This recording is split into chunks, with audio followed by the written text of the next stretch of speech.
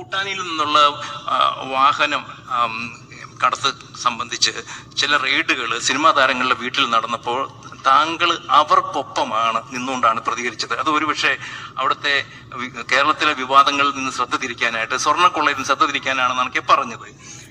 സുഹൃത്തുക്കളെ, പ്രധാനപ്പെട്ട അല്ലെങ്കിൽ ലക്ഷ്യത്തിൽ കൊള്ളുന്ന ഒരു ചോദ്യമാണ് ഇപ്പോൾ ചോദിച്ചത് എന്ന് നമുക്കറിയാം. സുരേഷ് ഗോപിയാണ് ഈ ഒരു ചോദ്യം ചോദിച്ചു കഴിഞ്ഞിരിക്കുന്നത്.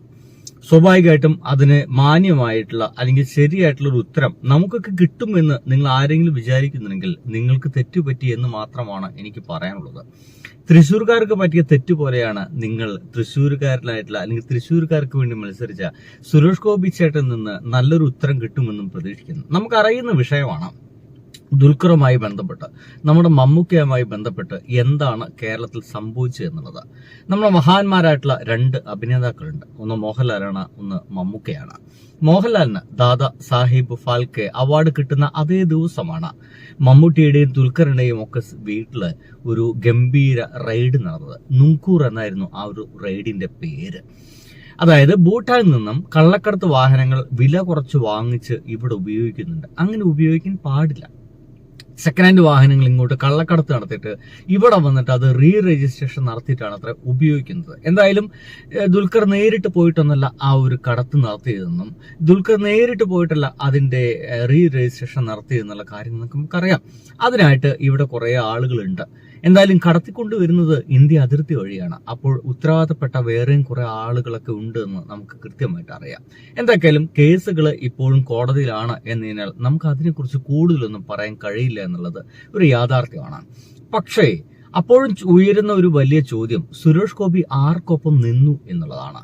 നമുക്ക് എല്ലാവർക്കും അറിയാം, കലുങ്ക് സംസാരം എന്ന് പറയുന്ന ഒരു സംസാരം നടത്തിയിരുന്നു. വൻ പരാജയമായിരുന്നു. BJP-ക്കാരടക്കമുള്ള ആളുകൾ അതിനെ എതിർത്തു എന്നുള്ളതാണ്. എന്തായാലും കലുങ്ക് സംസാരം കഴിഞ്ഞപ്പോഴേക്കും പിന്നെ സുരേഷ് ഗോപി പറഞ്ഞു ഇത് പരാജയമാണെന്ന് പറഞ്ഞപ്പോൾ അവസാനം ചായക്കടയിലായി പിന്നീടുള്ള സംസാരം.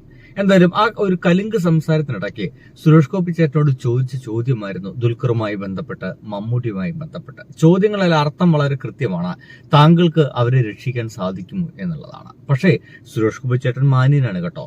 അദ്ദേഹം നിയമപരമായിട്ട് മാത്രം മുന്നോട്ട് പോകുന്ന ഒരു മനുഷ്യനാണ് കേട്ടോ. അദ്ദേഹത്തിന് രക്ഷിക്കാൻ കഴിയില്ല എന്നൊന്നും അദ്ദേഹം പറഞ്ഞില്ല. അദ്ദേഹം പറഞ്ഞു, നിങ്ങളിപ്പോ ആ ദുൽഖറിന്റെ ചോദ്യമൊക്കെ നിങ്ങൾ എടുത്തിടുന്നത് ഇവിടെ കമ്മ്യൂണിസ്റ്റുകാർ കുറച്ച് സ്വർണം മോഷ്ടിച്ചിട്ടുണ്ട്. എവിടെ നിന്ന്? ശബരിമല. ഇവിടുത്തെ കമ്മ്യൂണിസ്റ്റുകാർക്ക് വേറെ പണിയൊന്നുമില്ലല്ലോ. അതിന്റെ ഭാഗമായിട്ട് ശബരിമലയത്തെ സ്വർണം മോഷ്ടിച്ചിട്ടുണ്ട്. അത് മറയ്ക്കാൻ വേണ്ടിയിട്ടാണ് ഇവിടെ ഇപ്പോൾ ദുൽഖറിന്റെയും മറ്റും കേസ് കൊണ്ടുവരുന്നത്. അത് മറച്ചിട്ടെന്തെങ്കിലും ദുൽഖറിന്റെ കേസ് വന്നിട്ട് എങ്ങനെയെങ്കിലും അവരെ രക്ഷിക്കാൻ വേണ്ടിയിട്ടാണ് എന്നായിരുന്നു നമ്മുടെ സുരേഷ് ഗോപി ചേട്ടൻ അന്ന് പറഞ്ഞത്. പക്ഷേ റായിക്ക് രാമായണം പ്ലേറ്റ് മാറ്റി കളിക്കുന്ന ഒരു മനുഷ്യനായതുകൊണ്ട് ഇതിനും കൃത്യമായിട്ടുള്ള ഉത്തരം നമുക്ക് കിട്ടില്ല എന്ന് നമുക്ക് കൃത്യമായിട്ട് അറിയാം. ഇദ്ദേഹം പറയുന്നത് കേട്ടു നോക്കൂ. Never. You check my verbatim. I was very clear. I am responsible to the Union Council by oath. മനസ്സിലായില്ലേ? ഞാന് നിയമപരമായിട്ട് ഞാൻ പ്രതിജ്ഞ ചെയ്തത് അതുപോലെ തന്നെ പാലിക്കുന്ന ഒരാളാണ്. ഞാൻ എൻ്റെ പറഞ്ഞ വാക്കുകൾ നിങ്ങൾ തെറ്റിദ്ധരിക്കരുത്. ഞാൻ പറഞ്ഞ എന്താണെന്ന് ഞാൻ നിങ്ങൾക്ക് വളരെ വ്യക്തമായിട്ട് ഇപ്പോൾ പറഞ്ഞുതരാം. ഞാൻ ഈ പറയുന്നത് എന്തുകൊണ്ടാണെന്ന് അറിയോ? ഇങ്ങനെ ഇദ്ദേഹമാണ് എന്തോ ഒരു സംഗതി തൃശ്ശൂർക്ക് കൊണ്ടുവരുമെന്ന് പറഞ്ഞ്, പിന്നെ അതോ ഒരു സംഗതി നേരെ ആലപ്പുഴയ്ക്ക് കൊണ്ടുവന്ന് പറഞ്ഞ്, പിന്നെ തൃശ്ശൂർക്കും കൊണ്ടുപോകില്ല, ആലപ്പുഴയ്ക്കും കൊണ്ടുപോകില്ല, ഞാൻ ചിലപ്പോൾ തമിഴ്നാട്ടിലേക്ക് കൊടുക്കുമെന്ന് പറഞ്ഞ്, ഞാൻ അങ്ങനെയൊന്നും പറഞ്ഞിട്ടില്ല എന്നും പറഞ്ഞൊരു മനുഷ്യനാണ്. അതുകൊണ്ടാണ് ഞാൻ ഈ പറയുന്നത് കേട്ടോ. നിങ്ങൾ സ്വർണക്കൊള്ള മറച്ചു വെച്ച് ഇപ്പൊ ഒരു പ്രശ്നം ഉണ്ടായിട്ടുണ്ട്. അത് ED-യും നാളെ NIA-യും CBI-യും ഒക്കെ നോക്കിക്കോളും. അതിന്റെ സത്യം പുറത്തു വരട്ടെ. കണ്ടില്ലേ? അതിന് സത്യം പുറത്തു വരട്ടെ. എന്റെ സുഹൃത്തുക്കളെ, അത് എന്ത് തരത്തിലുള്ള വർത്തമാനമാണ്? സത്യം പുറത്തു വരണം. അതിന് നമ്മളെല്ലാവരും ആഗ്രഹിക്കുന്നത്. ഇദ്ദേഹം പറയുന്നത് നാളെ ED വരും, പിന്നെ NIA വരും. സുഹൃത്തുക്കളെ, NIA ഒക്കെ വന്ന് അന്വേഷിക്കുക വെച്ച് കഴിഞ്ഞാൽ എന്തുവാ? അത്ര സിമ്പിൾ ആയിട്ടുള്ള കാര്യമാണ്.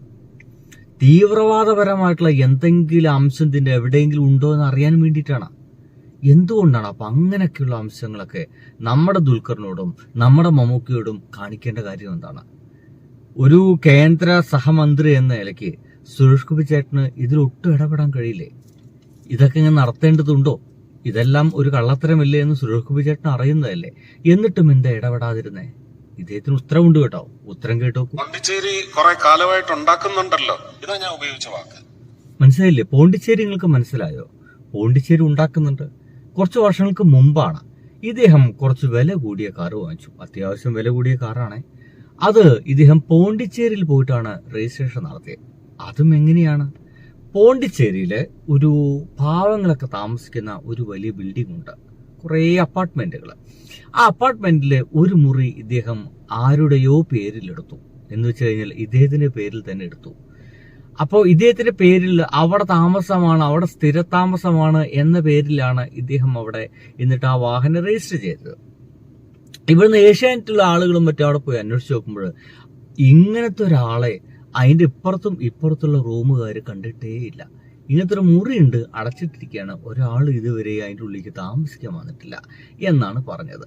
അപ്പൊ എന്തിന് അങ്ങനെ ഒരു വലിയ വില കൂടിയ വാഹനം വാങ്ങിച്ചിട്ട് പോണ്ടിച്ചേരിയിൽ പോയിട്ട് രജിസ്ട്രേഷൻ നടത്തി വെച്ച് കഴിഞ്ഞാൽ ഈ ടാക്സ് കുറേ കുറഞ്ഞു കിട്ടും, കുറേ വെട്ടിക്കാൻ പറ്റും ലക്ഷങ്ങൾ. അതിന്റെ ഭാഗമായിട്ടാണ് സുരേഷ് ഗോപി ചേട്ടൻ അങ്ങനെ ചെയ്തത് എന്നതിന്റെ പേരാണ് ഈ പോണ്ടിച്ചേരി കേസ്. അറിയാത്തവർക്ക് വേണ്ടിയിട്ട് ഞാനൊന്ന് വിശദീകരിച്ചതാണ് കേട്ടോ. എന്തായി ഇതുവരെ അതിനൊരു നിശ്ചയമായോ? കോടതിയിൽ ഇരിക്കുന്നതായതുകൊണ്ട് എനിക്ക് അതിന്റെ സത്യം തുറന്നു പറയാൻ പാടില്ല. ഇല്ല, നമുക്ക് പറയാൻ പാടില്ല, നമുക്കും പറയാൻ പാടില്ല. കോടതിയിലാണ്, കോടതിയിലായ കേസുകളൊക്കെ ഇങ്ങനെയൊക്കെ തന്നെയാണ്. ഇനിയിപ്പോ നമ്മുടെ ദുൽഖറിന്റെയും മമ്മൂക്കയുടെയും കേസുകളൊക്കെ കോടതിയിൽ എത്തിയിട്ടുണ്ട്. ഈ അടുത്ത കാലത്തെങ്കിലും അത് തീരുമാനമാവുമോ? ഇല്ലെന്നേ. അത് സ്വാഭാവികമായിട്ടും ഒരുപാട് കേസുകൾ തീർപ്പാക്കാനുള്ളത് കൊണ്ട് ഇതിങ്ങനെ നീണ്ടു പോകും.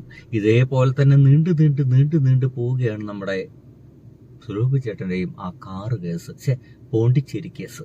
ബഹുമാനിക്കുന്നു, അതുകൊണ്ടാണ്. അതുപോലെ ആ താരങ്ങളെ നിങ്ങൾ പിന്നാലെ പോയി ഇത് കവറപ്പ് ചെയ്യാൻ നോക്കാതെ സ്വർണ്ണക്കൊള്ള നിങ്ങൾ ഫോക്കസ് ചെയ്യൂ എന്നാണ് പറഞ്ഞത്. അല്ലാതെ അവരെ മനസ്സിലായില്ലേ? അപ്പോ താരങ്ങൾ പിന്നാലെ പോവല്ലേ എന്നുള്ളൊരു ഉപദേശമാണ് ആർക്ക് കൊടുത്തത്? നമ്മുടെ മാധ്യമങ്ങൾ കൊടുത്തത്. വെറുതെ നിങ്ങള് ഈ മമ്മൂട്ടിയുടെയും ദുൽഖറിന്റെ പിന്നാലെ പോവല്ലേ? മാധ്യമങ്ങളല്ലേ, അവർക്ക് റേറ്റ് കിട്ടുന്നതിന്റെ പിന്നാലെ പോവില്ല ചേട്ടാ.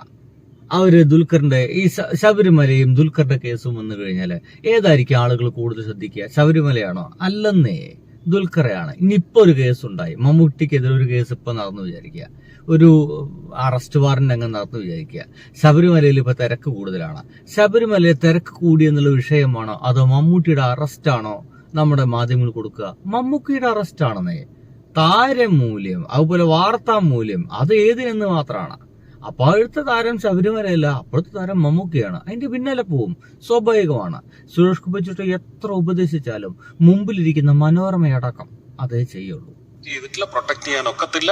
ഞാനത് ദുൽഖറിനെ വിളിച്ച് ഞാൻ പറഞ്ഞിട്ടുണ്ടല്ലോ നേരിട്ട്. അപ്പൊ എമ്പുരാൻ എനിക്ക് പോലും നിന്നെ പ്രൊട്ടക്ട് ചെയ്യാൻ ഒക്കത്തില്ല. കീപ് യുവർ സെൽഫ് ക്ലിയർ എന്ന് ഞാൻ വിളിച്ച് പറഞ്ഞിട്ടുണ്ടല്ലോ. എങ്ങനെയുണ്ട്? എനിക്ക് പോലും നിന്നെ പ്രൊട്ടക്ട് ചെയ്യാൻ കഴിയില്ല, കീപ് യുവർ സെൽഫ് ക്ലിയർ എന്ന് സുരേഷ് ചേട്ടൻ പറഞ്ഞിട്ടുണ്ട്.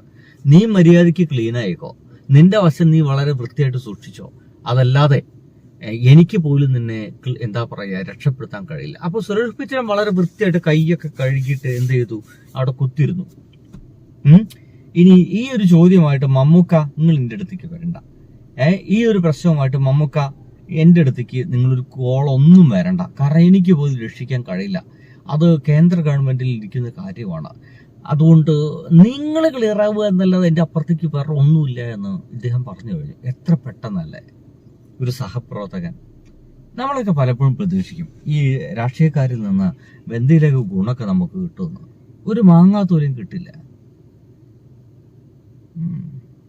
അല്ലെങ്കിൽ ഇപ്പൊ എന്തിനപ്പം അങ്ങനെ കിട്ടുന്നല്ലേ? ദുൽഖർ ക്ലിയർ ആവട്ടെ, ദുൽഖറെ ക്ലിയർ ആയിക്കോ, അല്ലെങ്കിൽ കുടുങ്ങിപ്പോ, അല്ലെങ്കിൽ ദുൽഖറിനെ പോലെ എല്ലാ മുസ്ലിങ്ങളും കുടുങ്ങാൻ പോവാ.